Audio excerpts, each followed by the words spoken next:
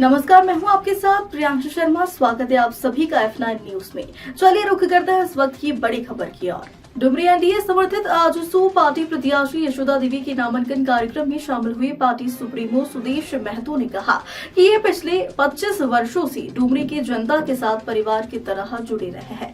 यशोदा देवी हमारी पार्टी प्रत्याशी के रूप में विधानसभा चुनाव भी लड़ी है और उपचुनाव भी लड़ा है। मुझे पूरा भरोसा है कि यहाँ की जनता इस बार आशीर्वाद देगी।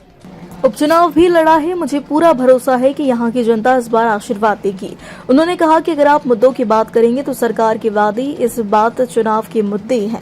आप मतदाता सरकार के उन झूठे मुद्दों पर ही उन्हें जवाब देने का काम करेगी। उन्होंने आरोप लगाया है कि राज्य सरकार यहाँ तुष्टीकरण की बीज बोया है।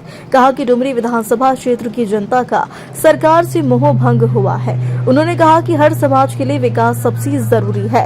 यहाँ के बच्चे दूसरे प्रदेशों में काम करने जाते हैं, इससे बड़ा मुद्दा क्या हो सकता है। आजसू पार्टी में अंतर्कलह चलने के सवाल पर उन्होंने कहा कि हमारी पार्टी में सभी एक सूत्र में बंधे हुए हैं। उन्होंने कहा कि जो पार्टी के नियम सिद्धांत पर चलते हैं वह एग्जिट होकर मत करेंगे और भारतीय जनता पार्टी के साथ मिलकर जीत हासिल होगी। डुमरी विधानसभा क्षेत्र की जनता को दिए अपने संदेश में उन्होंने कहा कि हमेशा डुमरी से जुड़ा हुआ रहता हूँ।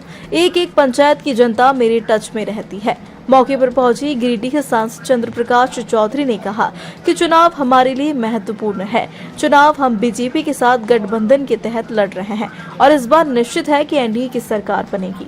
इस टक्कर में आप कैसे डुमरी विधानसभा को जीत पाएंगे? चुनाव है और चुनाव हमारे लिए महत्वपूर्ण है और इस बार हम लोगों का गठबंधन है। पिछले बार हम लोगों का गठबंधन के तहत हम लोग चुनाव लड़ रहे हैं और निश्चित है इस बार एनडीए का सरकार बनेगा। और राज्य में जो भ्रष्टाचार हुआ है, सरकार में जो लोकतंत्र का विश्वास बढ़ा है, जिस प्रकार से युवाओं को ठगा गया, किसानों को ठगा गया, निश्चित है जनता में आक्रोश है और इस बार भारतीय जनता पार्टी के नेतृत्व में सरकार बनेगा और वैसे भ्रष्टाचारियों को और वैसे अपराध का ग्राम पड़ा है, वैसे लोगों को निश्चित है सड़कों के पीछे हम लोग भेजेंगे और स्पष्ट है हिम्मत और सरकार से लोगों का सहयोग मिल रहा है, उत्साह लोगों का एनडीए की सरकार बनेगी।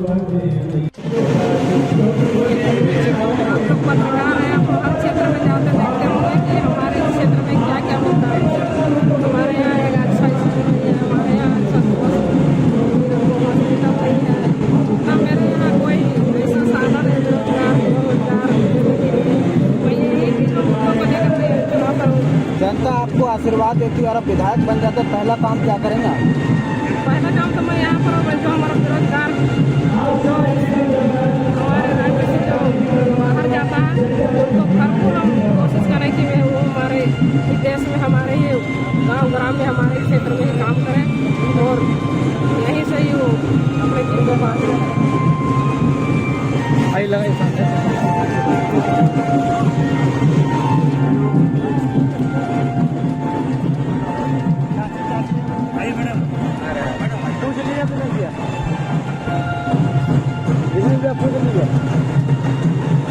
सर इस बार टक्कर ज्यादा है।